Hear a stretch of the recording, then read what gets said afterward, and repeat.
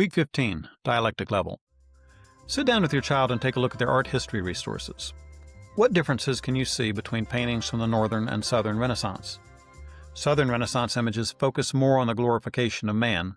Even though they're also dedicated to the glory of God, they emphasize the human ideal and the perfect human form. Northern Renaissance artists pay much more attention to portraying man realistically in his less than glorious everyday state.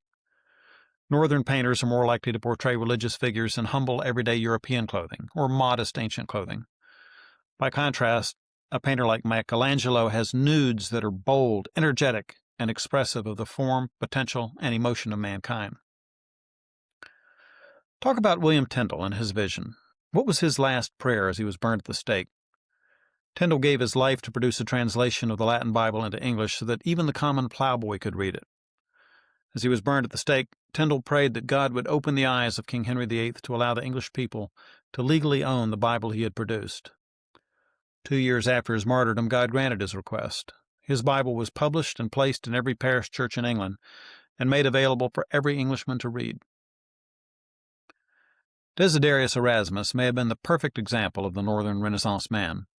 His criticism of the Catholic Church helped fuel the Protestant Reformation, even though he himself refused to join it. Erasmus was a scholar of classical languages who painstakingly put together an edition of the New Testament which made the original Greek text widely available for the first time. Luther relied on this Greek New Testament to translate a German New Testament so that common men and women might have the scriptures to read for themselves. Erasmus's Greek New Testament was called the egg that Luther hatched by translating it into German.